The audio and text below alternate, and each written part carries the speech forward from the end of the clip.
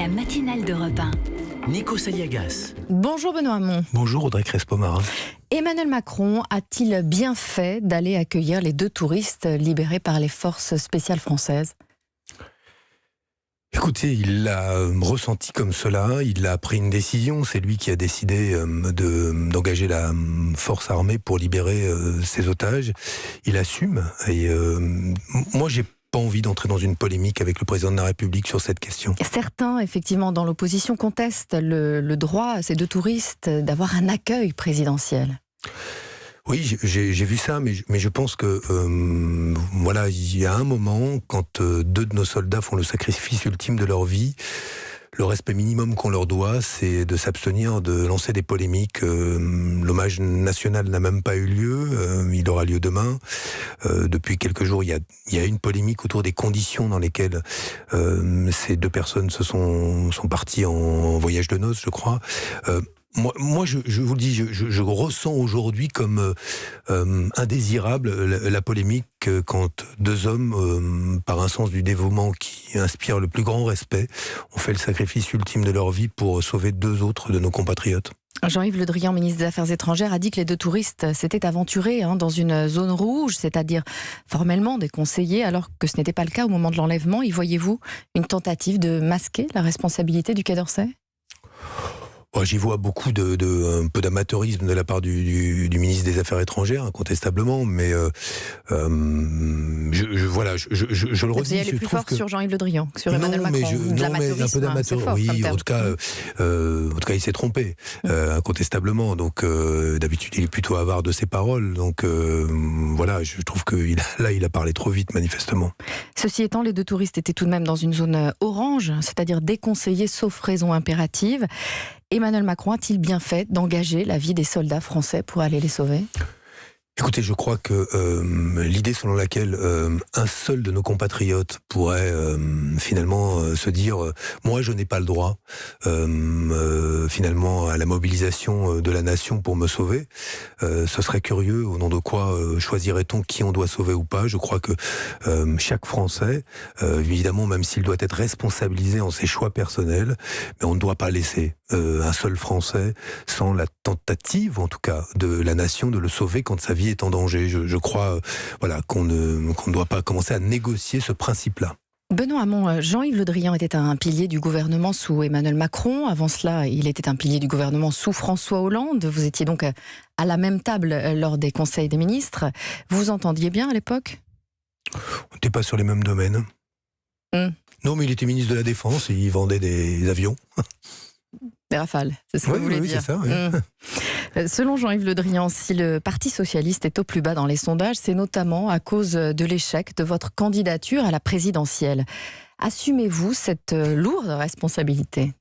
Mais évidemment que la responsabilité, elle est collective. Comment pourrais-je m'arracher à ma propre responsabilité ? Mais ce qui est marrant de la part d'un homme qui a trahi, Jean-Yves Le Drian, comme quelques autres, qui a trahi un parti, des valeurs, des idées. En rejoignant Emmanuel Macron. Bah oui, qui aujourd'hui défend des textes sur le travail, des textes économiques, des textes qui appauvrissent les pauvres, des textes qui fragilisent les plus vulnérables.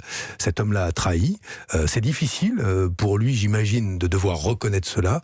Évidemment, il faut des coupables ailleurs.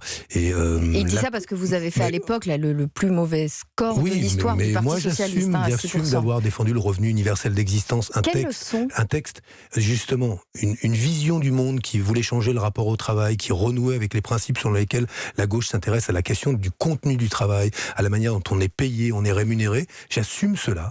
Je pense que ça fait très longtemps qu'il n'a pas dû ouvrir un seul livre sur les questions sociales et les questions du travail, Jean-Yves Le Drian. Et vous, quelle leçon personnelle vous avez tirée de cet échec ?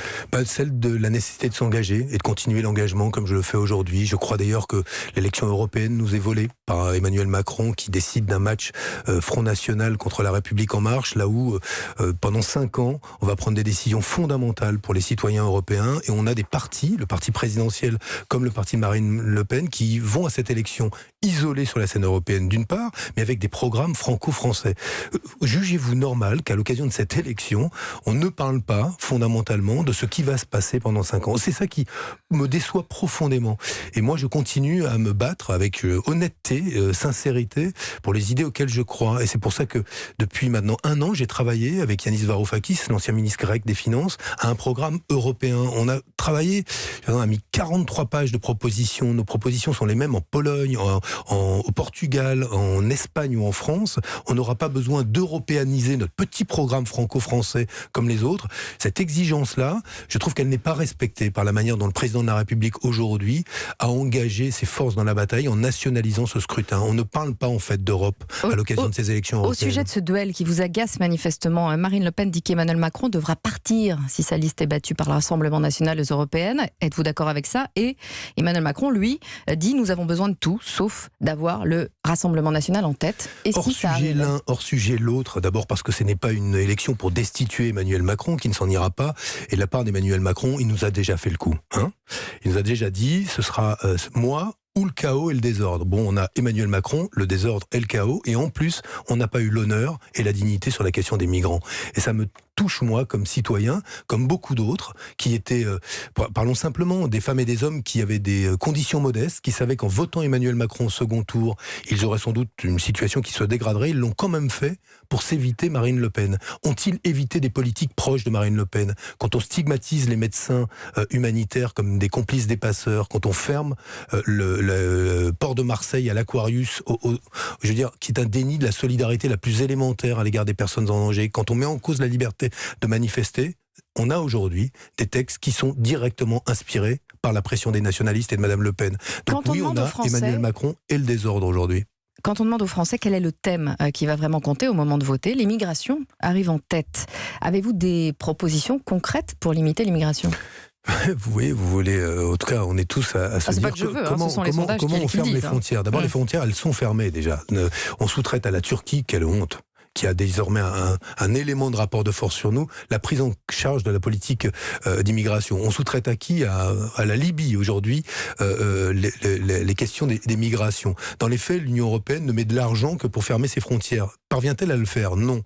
Vous savez, tous les grands spécialistes, y compris de l'ordre public, savent qu'on ne ferme pas des frontières, les gens passent quand même. Quelle est la différence? Quand ils passent et que vous avez soi-disant fermé les frontières, vous ne savez pas qui rentre.